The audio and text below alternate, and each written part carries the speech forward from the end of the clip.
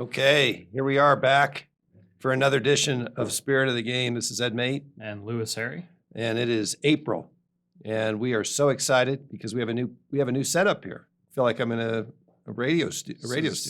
Brand new, yeah. Yeah. Mics, software, mixing board, everything. So hopefully, our loyal listeners out there, all four of you, are enjoying the better audio quality. So let's just dive right in. This month, we have a new topic, and the topic is rules of golf we would change if we were the grand poobahs of golf, which would be quite a responsibility, by the way. I'm not sure I want to be a poobah. Yeah, that's not. Yeah, I don't know. There's a reason there's a joint rules committee that makes that decision. So we'll leave it to them. So last month we talked about the most violated rules. This month, April, we're going to talk about rules we would change. Next month, I'm excited that we're going to have Thomas Pagel, the Chief Governance Officer for the USGA, former CGA PGA Boatwright intern, to talk about the rollback. And we're probably going to touch on that over the course of this conversation. So we'll save that one for next month, but it'll probably, like I said, come up. So here we go. So I'm going to start out with some model local rules, and then I'm going to work up to kind of rules I would change for every golfer. And model local rules, as we're continuing to see, is kind of here to stay. So, and again, I'll be the first to just swear full disclosure here. Some of my rules you're not going to like, and nobody's going to like, but I don't really care because I'm the poobah. Well, I think prefacing our conversation, I think the rules that people would like to see changed, if you asked the 99% everyday average golfer what rules you would like to see change, none of those are going to show up on any of our lists, unfortunately. So if you're listening to this episode and you're expecting to hear relief from a divot in a fairway, you can turn the episode off right now because you're not going to hear it. That's right. Or you can just keep listening, either way. Yeah. No, and it's what I love when people ask a question. They say, "Didn't they change that?" You get that all the time. They must have changed that, and a lot of times, no, it's always been that way. I think a lot of that is the product of the 2019 overhaul to the rules. Yeah. With so many changes in 2019. There's, people not exactly understanding what changed in 2019. So I think a lot of it is just, they must have changed that. Right.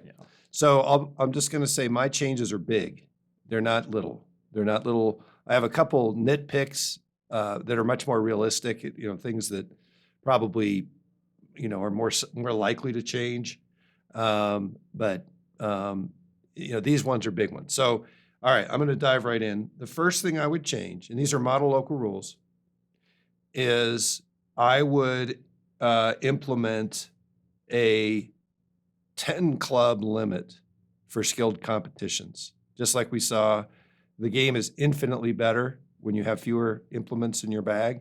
And if we want to go back to a game of skill, I'd go with 10 clubs. The 14 club rule was pretty random when it was established in the 1930s. They picked a number of 14, but it was pretty random. That was not the standard bag. The standard bag during that time was 7 or 8 clubs. So we picked 14. And again, I think I would roll it back to, so you want to talk about rollback? Let's roll it back to 10 clubs. I actually think there's probably a lot of support for that one, actually. If you talk to some people who are in favor of trying to make the game challenging again or bringing more skill into the game. I think Rory McIlroy made some comments recently about he doesn't know when the last time he played a round of golf and used every club in his bag was. So I think that comment there, especially on a level as high as the PGA Tour, it probably aligns exactly with that. I think if Rory McIlroy doesn't remember the last time he was hitting any long irons or mid irons in his bag, or maybe he wasn't using all 14, I don't know if that has more to say about the courses on the PGA Tour or if that has to say with how easy the game has gotten for some of the highest skilled players in the world. I think it has to do with the rollback. They hit it so far, the whole middle section of their bag, anything in the 6-iron area, they never touch that club. I'm surprised. I thought you'd be like, I was totally expecting you just to totally, personally, would you support that? I would support it. Hey, we agreed on something. I can't believe it. So finally in alignment here between I consider that a huge victory. So the only reason why is because I enjoy playing with a half set a lot of times. I'll put a half set in a Sunday bag and go play with 7 clubs, and I actually don't find any difference in the way I play with my full bag versus the half set. So I've done this a lot over the course of the last 20 years. I've played probably half of the time I've played with a 6 or 7 clubs, and I found the same exact thing. Okay, that's number 1 on my list. What do you got? Okay, so one on my list, and this is for the folks who are all about speeding up the game and pace of play, and we got to make the game faster. It takes too long. I'm sick of 5-hour rounds. My change would be to bring back in the continuous putting clause. Now, this is decades and decades ago. There was a continuous putting clause in the rules. Once you've marked your ball on the putting green and then you've made a stroke at it, you were to continue making a stroke at that ball until it was holed. As we know now, there are no restrictions when you get to the putting green on marking, lifting, and cleaning your ball. So after each stroke, a lot of us, if we don't hole a ball out after each stroke, we have a tendency to mark that ball, lift it again, and let someone else take a turn making a stroke at their ball.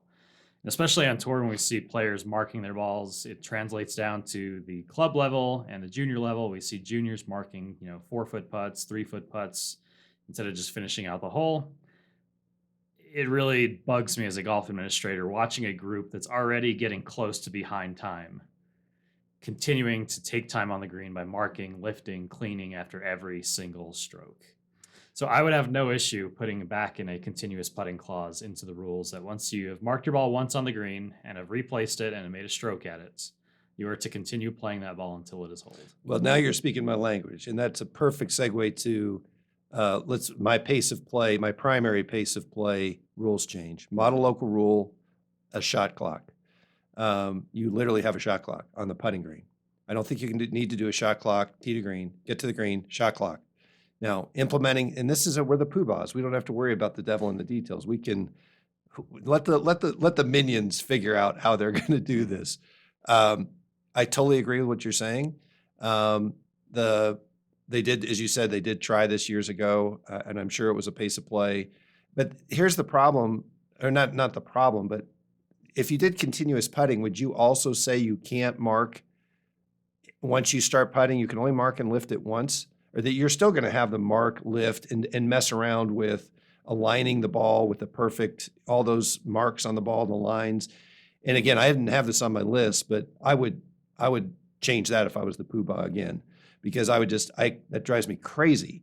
And the amount of time that it takes for them to, put the ball down, put the coin down there, and then tweak it, leave the coin, stand up, do their, aim point, tweak it a little bit.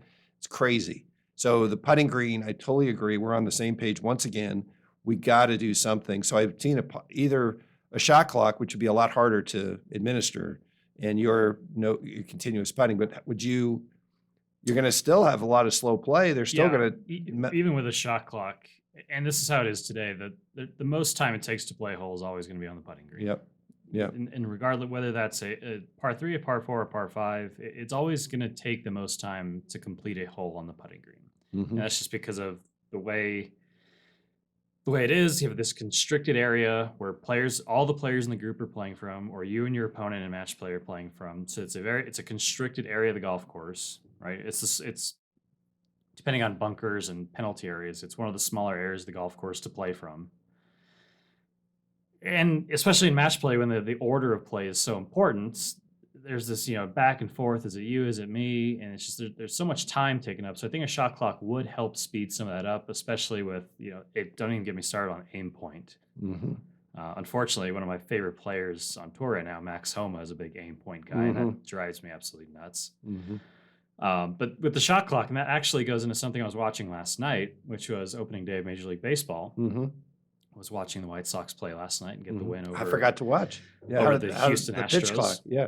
So, and I was watching it, and I was looking on Twitter afterwards, after the games finished today, and the average game time of opening day games was just under 3 hours yesterday.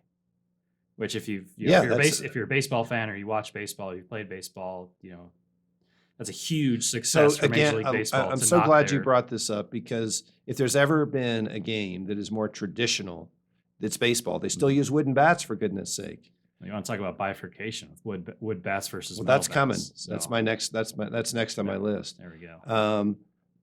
And so it just shows you can implement change. You can be creative. You don't have to. Golf needs to take a lesson from baseball, and a pitch clock and the changes to where you can put the infielders. Forget which game it happened yesterday, but there was a batter who striked out because of the pitch clock. Yeah. Yeah. He had his third strike was called because of a I pitch love it. clock And you got violation. it. That's the thing. You got to, otherwise, you have to have teeth in it. So a shot clock to me on the putting green, because again, that takes care of everything. A shot clock, I don't care what you do, aim point, you only have a certain amount of time. So use that time wisely. I think that's sort of, again, I understand what you're saying about aim point, but your problem with aim point isn't the technique. Maybe it is the technique itself that bothers you, but it's the time it takes, right? Well, yeah, it's not the technique or it's not the concept behind aim point, but it is the time it takes. Yeah. And because of what the technique is that's Right. why it takes so much time. Yep. All right. So I've already set my third model local rule, and I know you won't like this. I would go back to a model local rule. Again, so this is 10 clubs, and they have to be wooden heads. And you'd go back to the persimmon head, just like baseball, Major League Baseball, they have wood, and you bring back, and not only does that, I assume, I don't know, maybe they can, the aerospace engineers will figure out how to make a wooden head that goes just as far as, but I doubt it, is the carbon fiber titanium airplanes that we now swing that look like Fisher Price. If Bobby Jones came back and saw the size of these heads, he'd be throwing up multiple times, don't you think? Oh, if Bobby Jones came back and saw what Augusta National looks like today, he'd probably be thrilled. Yeah, that's probably true. So I'd go with wooden. That's another model local rule. Mm. What do you think about that one? I'll push back a little bit on that because I do still think that golf should be moving forward and we should be advancing it and we should be figuring out how to make the game better. And for the 99%, which it's great that you Model local rule. that's what I'm saying. It's great that you listed that as a model local rule. Yeah. Because a committee doesn't have to implement any model local rules. So if we just like the proposed ball model local rule from the USGA and RNA that they're proposing for 2026, if a committee doesn't want to make people play with wooden heads, they don't have to. But Right. I still do think that the game should be advancing forward. I would actually, instead of rolling it back all the way to a wood head, I would just be in favor of reducing The size. instead of a 460cc driver, maybe knock it down to a 300 or something cc driver. Yeah.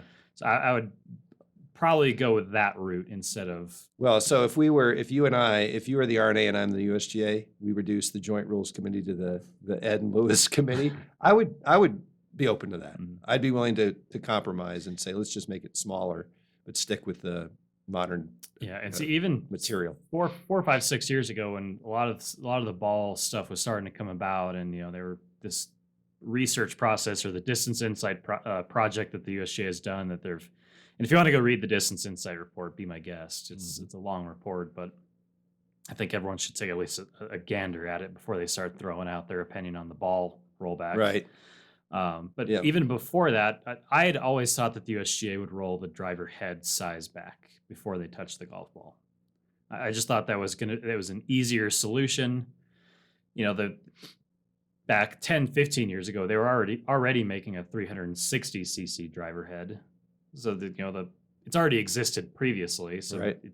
I always figured it'd be easier to go back to what they had already created 10 years ago rather than try and re-engineer the current golf. Well, that'll be fun to talk to Thomas Pagel next month and see. And I'm sure they've already done some testing on that. The one thing you cannot fault the USGA for is a lack of thoroughness. The distance study. Mhm. I mean, they've been looking at this closely for 6 years. Some would say, "What's taking you so long?" I have to one quick aside. When I was caddying at Denver Country Club back in the late '70s, early '80s. Yes, I'm that old. Fred Wampler, who was a very good player, was the head professional at Denver Country Club, and he had come back from Phoenix with the very first tailor-made driver, metal-headed driver anybody had ever seen. And I was caddying for him the first time he used it. I think he'd played it before, but the first time the members at Denver Country Club had seen it, and it was tiny. The size of the head, it was actually smaller than a persimmon head. Mhm. So it's interesting that the first metal head was actually one of the attractions was it actually had a smaller head. I don't know if that was because they thought you could hit it off the deck easier, but it's just amazing to think back how much that's changed. All right, what do you got next on your list? So next is, and now we're going to get into some what David Stabler would say is minutia. Okay. There's a lot of minutia in the Okay. rules, and this kind of falls into the minutia category. But Okay. and this is much like we've already talked about model local rules, Mhm. being, the committee would implement them and they fixes some things that are in the rules or changes some things that exist in the rules. This does get fixed by a model local rule, but doesn't get used very often. But for when a player is standing on a wrong green, Mhm. his ball's not on the wrong green, his swing is not on the wrong green, but maybe 1 foot of his is on the wrong green, under Mhm. 13.1F, he's still required to take relief from that wrong green. Mhm. I don't believe that he should get bailed. And I say bailed out. He may not get in a better spot depending on where his nearest point of complete relief might be. But I don't believe just because you have half of your foot on a wrong green with no interference otherwise, you should be forced to take relief from that. Well, you know And that. again, a model local rule does fix that. It doesn't, Okay. it wouldn't make you take relief or it would make you play that shot if your stance was interfered by it. But I don't think we should just have a model local rule for that. I think that should be implemented within the rules. I Well, think for that specific scenario with a wrong green, I think it should only be for stance and you do lie, realize or swing and lie, excuse me. before 2019, you do realize that was the case. Hmm. That was a change. That's what I would like to go back Go to. back to that, yeah. So, I think the rationale behind that was probably consistency. Hmm. So you don't have this exception. But again, I am amazed. I know we're here to try to be smarter than the USGA and the RNA, but I am amazed at how successful the 2019 changes were on balance. I mean, those are so far-reaching, and I mean, you make that level of change and not have a lot of unintended consequences. Pretty amazing. And I think and I was going through trying to figure out this list or trying to figure out what I would change. There was so much cleaned up in 2019 that it's getting harder to figure out what to change Yeah. because the changes have been so good and they've been so Mhm. thorough and they've cleaned up a lot of inconsistencies where now it's maybe something I would have griped about 5 years ago. I Mhm. wouldn't necessarily gripe about it today because it's either been fixed, it's been changed for the better, whatever the case might be. And even to today with the 2023 changes, as small as they are or as minute as they are, it's just continued to refine the rules and how they work and how they work for the better. Right. So let me pull us back out of the minutia and into the macro Okay. placing. Get rid of dropping altogether. And I would go. I know you're not surprised to hear me say this because I've been, I mean, we've I've talked about this but I've been multiple beating this. times. But again, you talk about changes. Let's just do it. Let's cut to the chase. Let's go to place. It would certainly make Rule 14 a lot smaller. Well, it would help immensely in terms of consistency, lack of confusion, pace of play. It would be it's a little like, to me, it's akin to the flag stick, being able to leave it in, leave it, whatever you want to do with it. To me, that's just like, it would have so many benefits. I think it'd have more benefits than people even think about. We get so hung up on, and this is just showing that as traditional as I am by going to 10 clubs and wooden heads and shot clock's certainly not traditional. I'm just trying to show you that I'm also a liberal when it comes to changing. I might be a traditionalist, but I'm also an innovator here. So I would just, again, that's where we're headed. And let's just get there now. Let's not continue. No, and it's amazing, and we've talked about this before.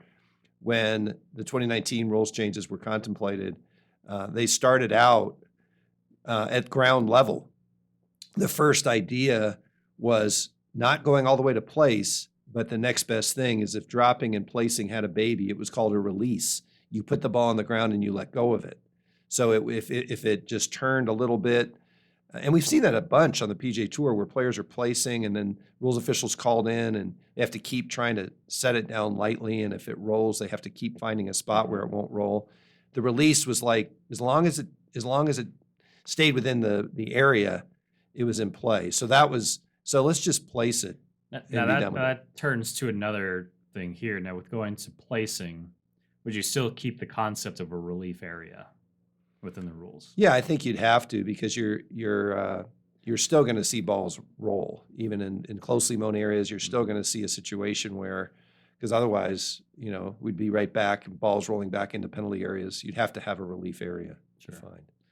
So and I agree as well. I think the concept when the concept of a relief area rolled out in 2019. There were relief areas prior to 2019, but the one we know today as of the relief area, Mm-hmm. when that rolled out in 2019, if you got rid of that concept and went to a specific spot where you were placing all of the time, I think there's some rules where it might get a little bit tricky of finding that specific spot. So just to stay with this one for a minute longer. So and again, the devil's always in the details. It sounds great, just place. When you place your ball on the putting green, you're still going to have a situation where the ball fails to remain at rest, right? And then you have to Sure. have a rule that allows you to keep. So one of the things you'd have to really be clear about, and it would probably result in some penalties initially. Let's say you're placing the ball in the fairway, you've taken relief from a sprinkler head, and you're placing the ball in the fairway, and it's just kind of mottled. It's just kind of unlevel, and you put it down, and it just rolls a little bit. I think the player, and whenever you play lift clean in place, I get a little bit nervous because, which is a whole nother topic. I'd get rid of the lift clean in place altogether if I was the poobah. I think Anna Davis this week at Yeah. Augusta National might agree with Yeah. me on that one. Yeah. But you know what I'm saying? So you put it down and it rolls just a little bit. You're going to have to be consistent there. You know, does that mean it has to be replaced? Is that a successful place? Or do you just do you play it from where it sort of trundled, rolled from one dimple to another? If we were challenged with going to placing, I know you wouldn't be in support of it. How do you think you'd handle that in terms of writing the rule? I think there's probably some wording or some concepts you would borrow from the rules currently with the ball being at rest. Um, even when you're replacing right now, so we're talking about replacing a ball on where it's been marked and lifted from somewhere on the golf course. When you Mhm. replace a golf ball, you're required to replace it by setting it down by hand and letting it go, and it coming to rest on that specific spot. So I think probably borrowing from the replacing concepts, you're probably going to have to, even though with placing you're not going to have an original spot which to go back to, there's still going to be a spot in which you are placing. So I think kind of meshing those two concepts together.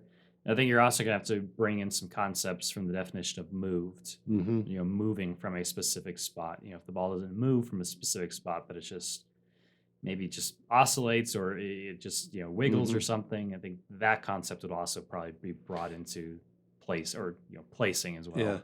Yeah, it's amazing. I'm pretty confident that when the rule makers sat down and tried to, in prior to 2019, and said, how are we going to fix this complexities around dropping? This is exactly where they started. Mhm. So I'm sure somebody said, let's place it. And then somebody says, well, if you place it and it moves a little bit, all right, let's do a release where you put it on the ground and you release the ball, release the hounds. And if it moves a little bit, it actually makes some sense. Again, the concern was that's going to create a lot of confusion. The other concern was, and I'll give you the floor to talk about why the randomness is so important. So go ahead.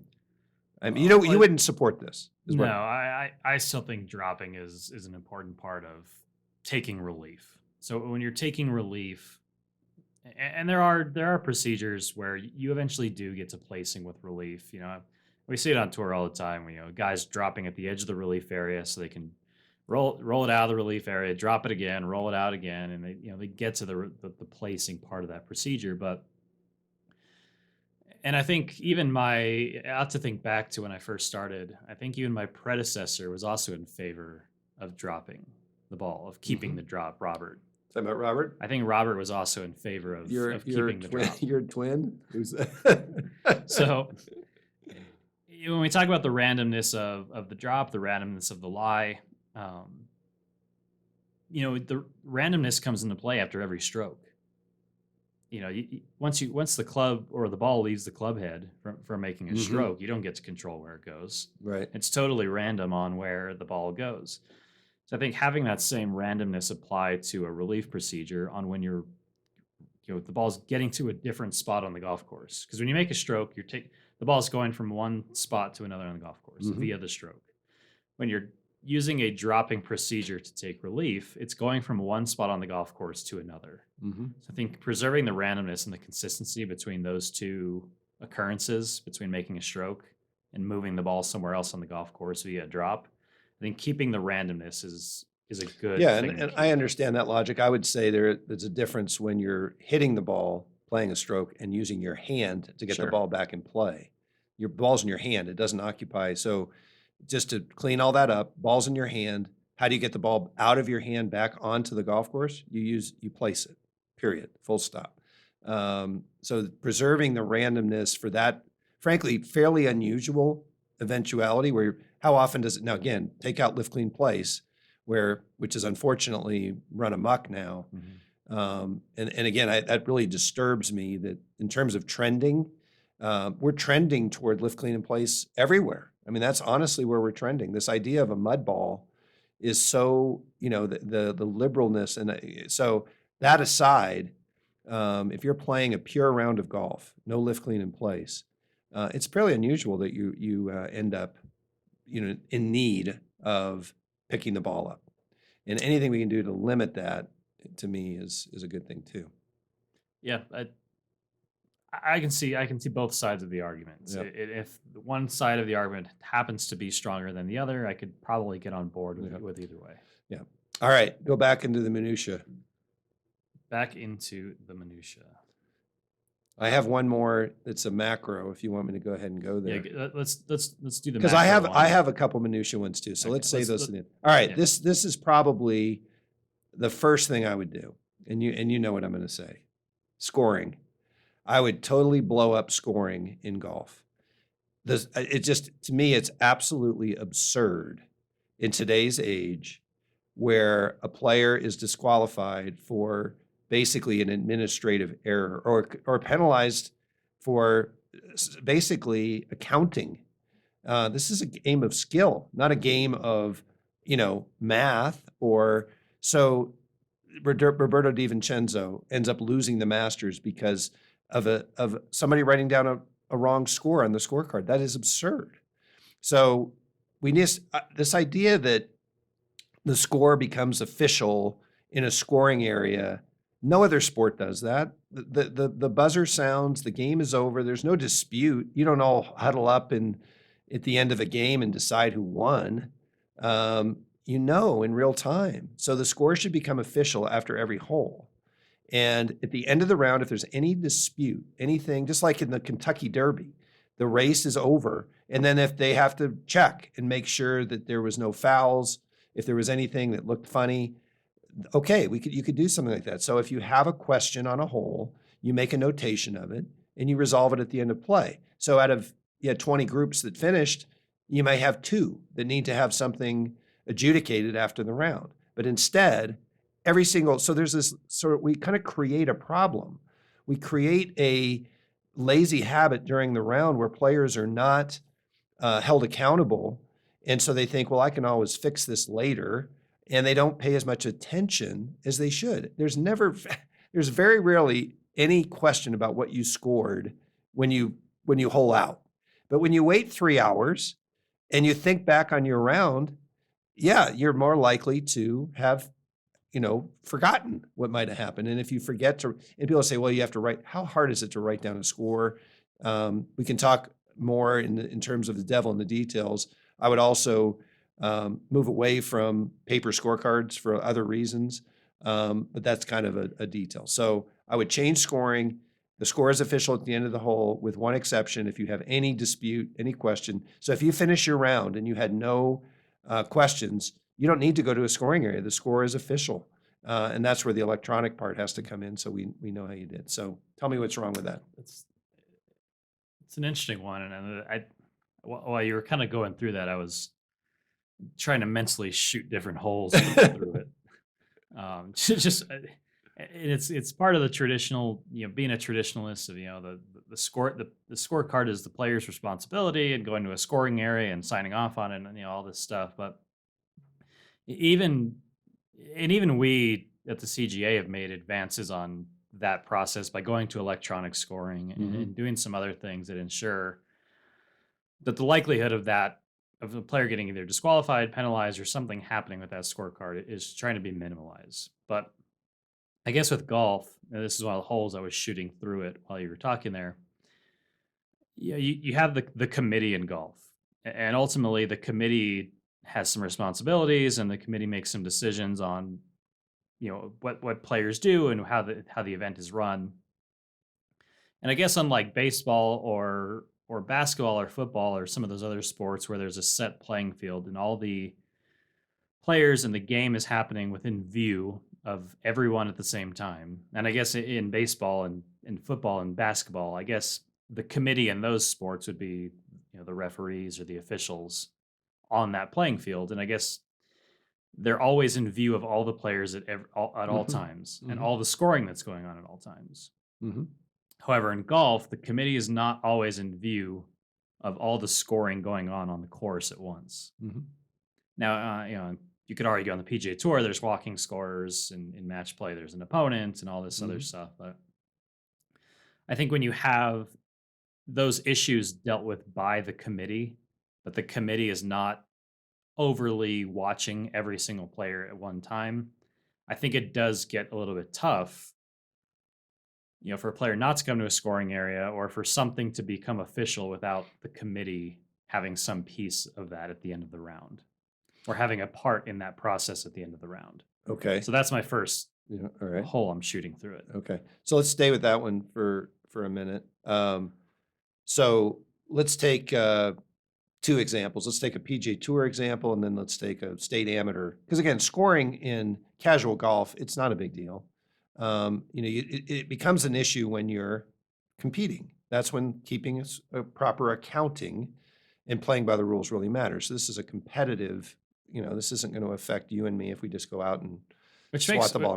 let me take a sidestep for 3 seconds here, which makes a really good point. I was at a rules workshop maybe 2 years ago, 2.5 years ago, whenever it was. And a lady stepped up from the back of the room. This is her first USGA rules workshop. Mhm. And I think we were talking about the committee at this point, or maybe we were talking about, this might have been day one, rule one, Mhm. first topic of the day. Mhm. And she stepped up and she said, so really, the rules of golf are really only written for competitive golf. Mhm. And, I forget who the USGA instructor was at that time for this workshop. But he said, well, no, not really. I mean, the rules of golf apply to every round of golf. Mhm. And she said, well, no, not really. I mean, in a casual round of golf with you and me, who's going to disqualify me, or who's the committee that's going to issue Yeah. this ruling amongst this and this? So really, this is some of these concepts are only applying to a competitive round of golf. Yeah. I was sitting there, and I wasn't at first. I was just kind of, this lady doesn't know what she's talking about. This is stupid. Pretty smart. But She's this right. was almost 3 years ago, and it's still stuck in my Yeah. head today. So Yeah. it's interesting that we're talking about this in a competitive Yeah. lens. I or think through- she's through a right. competitive I think lens. she's right. Absolutely. So, okay. So on the PGA Tour, I got to believe with the resources they have Mhm. and the level of play, LPGA, they know what they scored on a hole. They know when there's been anything that's remotely out of, so they'd have a system, and you'd have some way for those scores to be logged electronically, and there they are. And again, if there's a mistake, you come back later, you just fix it. Now, if it's an egregious, so I really think, not to get hung up on that, I really think that's not too difficult. But probably the most important part of this is I am suggesting that we shift the responsibility, some of the responsibility, because again, the player has to agree to a score. They have to agree that they scored a 3, a 2, a 4. So there is still responsibility there. But any errors, sort of oversight, sloppiness, that gets fixed. That's really, that's my main point. Just fix it. It shouldn't be this idea that you made a mistake. You didn't break a rule. You didn't hit the ball more. Your test is of your skill, not. So just make sure that the score that you actually had is correct. And if the committee can save you from any kind of penalty, because we know Tommy Aaron made a mistake with Roberto DiVincenzo, he made a birdie on the 17th hole. What a shame! That's tragic. And this idea that we sort of celebrate that is taking responsibility. And Roberto DiVincenzo said that was so stupid. I mean, that's nothing to be celebrated. That's just. And again, it's so incompatible with today's, and I guess some, and I've been guilty of this, take responsibility. That's so important. And this idea that any injustice we can fix. See what's happened in all other sports. If there's an error on a referee's part, we can go back and replay and look at it. So this idea that there's no unfairness, but to me, this is an area of unfairness that we could easily solve. So that's my main point. As far as the next rung of the ladder of competition, I'm a big believer in electronic scoring. We still get the young kids, they love it. They don't want a scorecard. They're all digital. They are so accustomed to using their phone as their scoring device. The other thing I love about it, and this is another benefit to having the score become official at the end of every hole, you can then require that the scores be entered. I know that you can find problems, shoot holes through. What if there's no internet? You don't have, but with technology anymore, if the scores get logged officially at the end of every hole, and again, if there's a dispute, we have a mechanism to fix it later. Then you have a timestamp on those scores on every hole. And now you have a system to track pace of play. As you said, the committee can't be everywhere all the time. Well, the most important thing they should be doing is monitoring pace of play. And this is a way for the system, the scoring system, to also serve as a pace of play monitoring system. The scores get entered, they get timestamped. The committee now knows how they're doing. So there's another just as big a benefit, if not bigger.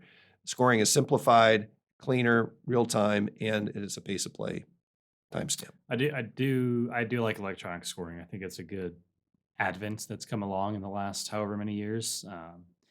When you talked about junior golf, the AJGA was a big early adopter of electronic scoring. I don't say many nice things about the AJGA, but they were a very early adopter of going to an electronic scoring system. I think it worked well for them, and we're now seeing it at our level, at the AGA level, and I think it's going into the future. You're just going to see more and more and more of it. So before we leave scoring, and this may be a topic for an entire podcast because it's such a big topic, although probably not one that most people are that interested in, but as administrators, part of the reason we are so detailed when it comes to creating a scoring area, defining it, is the potential for a disqualification in the scoring area that's where DQs occur.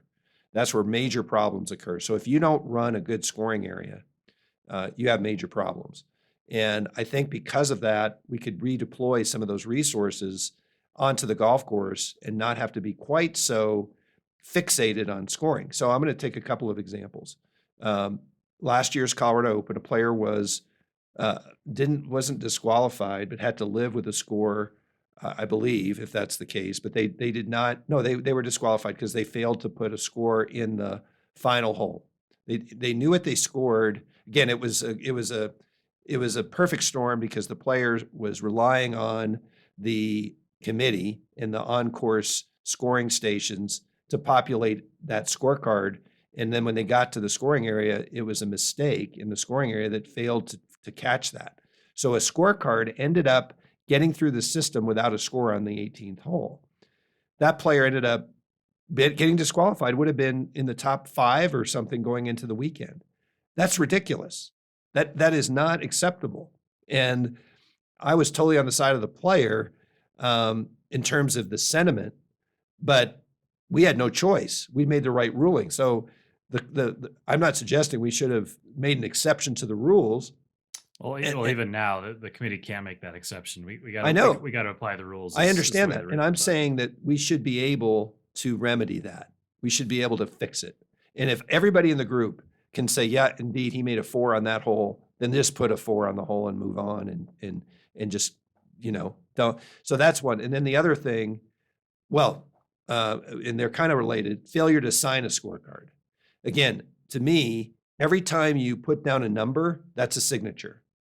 It shouldn't have to be this official, like, what is this, the Declaration of Independence? You have to sit there and put your John hand. Come on, every time you write a number on a card, that's a signature. You are vouching for that. So this idea that you disqualify a player because they or their attestee, whoever kept their score, didn't sign it, give me a break. We got to get over ourselves. Well, here's another bullet hole through what you said. So every time you're putting a number down, that I guess it is in essence a signature, but you're signing it on as a marker, because you're Mhm. keeping someone else's card. Yep. So when you as the player get that card back, So I again, think there still needs I to be understand, and some this sort of not to still needs again, to be some sort of verification or okay. agreement that these scores are Yeah, and correct. again, this is maybe a whole nother podcast, but so you and I are playing in a competition Mhm. electronically. The way an electronic scoring system should work doesn't always work if, whether depending on I enter a score for you and I enter a score for myself. That's what I'm saying. I enter my score, and then when your score and my score don't match, it immediately flags it.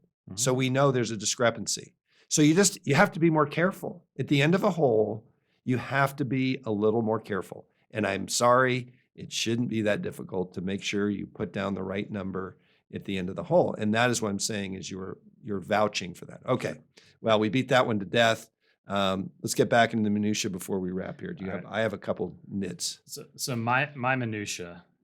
This is By the way, this is a good time, I guess, to stop listening. we're getting I'm kidding. We're gonna got to we're stick wrapping through to up the here, end but because we're gonna throw out a question.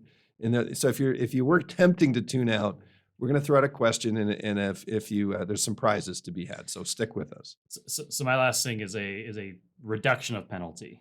Okay. So my reduction, I would totally get rid of the penalty for a stroke made on a putting green hitting another ball that was on the putting green. Mm, It's a stupid penalty because there's no penalty for it in match play. yeah. If you and I were playing a match and you were my opponent and I hit your ball on the putting green, there's no penalty for it in match play. In stroke play, it's a general penalty. Yeah. So 2 strokes in stroke play. And it's just that's one of the things where I get in match play that all the parties involved are protecting their own rights, and that occurrence only affects you and me in match play. Hmm. There's no one else in the world that one occurrence of me hitting your ball on the putting green affects. Yep. And you could have protected your own rights by picking it up.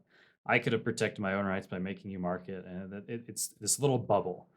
Though when we go over in a stroke play, that all these other factors come into effect, and then we are all of a sudden penalizing that same thing for happening. Nothing else is changing other than the fact that it's stroke play. Right. So to me, it's just Well, one. I think it's a stupid penalty to begin with. Two, I think it's a harsh penalty for it being the general penalty. yeah. We've reduced a bunch of other penalties within the rule book. We've reduced the penalty for making a stroke an incorrectly substituted ball. We've reduced penalties for the one ball rule when it was in effect. Double hit hitting it. We've reduced the penalty for accidental deflections. We've Yeah. reduced the penalty for accidental movement on the putting green. There's a Yeah. lot of penalties in the rule book we've reduced or gotten rid of, Yeah. but that one's still. I think that's a no-brainer. stands. I agree, and but it brings up two examples of things that I think are huge successes. I think the first one is we've pretty much seen the end of backstopping. Mhm. That became a habit, a lazy habit, a kind of an agreement to waive a rule almost, where players were leaving their balls near the hole, kind of as a doing a favor. More of to- an unspoken agreement. yeah, an unspoken agreement, and it became pretty. There was a few comments that came out of players' mouths that at weak moments that really proved that they was indeed something that was occurring. It just appears to me that that's gotten better. We don't see that happening, and I don't think it was any change to the rule. But it just, again, that's what we're trying to avoid. The reason there's a penalty is you don't want backstopping. You don't want to leave a ball there, and I can just bang my ball. I think it goes back to billiards. Meaning we don't want to be billiards. You don't make croquet strokes at the ball. So it's but I agree with you. I think in today's world, it's just an outdated rule. So my two minutiaes as we wrap up here are and we got a lot of comments on this on the rules video you did, and that we did, you kind of had a reprisal of, and that's when a ball on the putting green strikes a flag stick that's been removed or equipment that's been laid on the green. And the outcomes for those two are so different. And I think it's, whether there's a good rationale behind it or not, it is very confusing. Mhm. And I think there is not, out of 100 golfers, I don't think very many would get it right. There's times where even I did the video on it, and there's times where I have to Yeah. take 5 seconds to think, well, which one Yeah. is which? So I would, So excuse me, I would get rid of that, or I would clean it up. And then the other one we talked about last year, which really still does bother me, is the idea that I get penalized in match play if I move your ball, in the general area. I just think that that's That's stupid. I don't get penalized if I pick up your ball on the putting green inadvertently. It's an accidental movement of your ball. But in match play, if we're walking down the fairway and I accidentally kick your ball, if I purposely pick it up, I suppose, okay. I don't know. It just, that one to me is, again, in the weeds, but I would just get rid of that penalty as well. You have any problem? I know that you don't like it. Yeah, I think I'm still on my stance of that when it's your own ball, you have a certain level of responsibility to be careful around your own ball. Right. And I guess this goes same thing when you're your opponent's ball.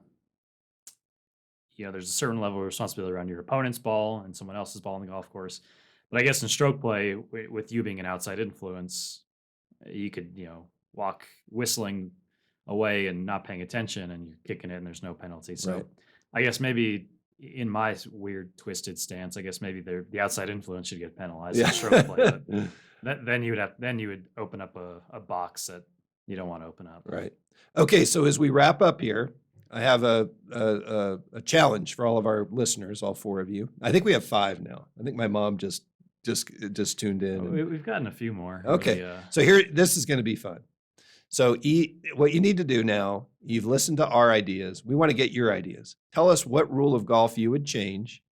And we're going to pick what we think is the best, most insightful, most well thought out answer, and email me or Lewis, but we'll just say, make it simple, emate@coloradogolf.org.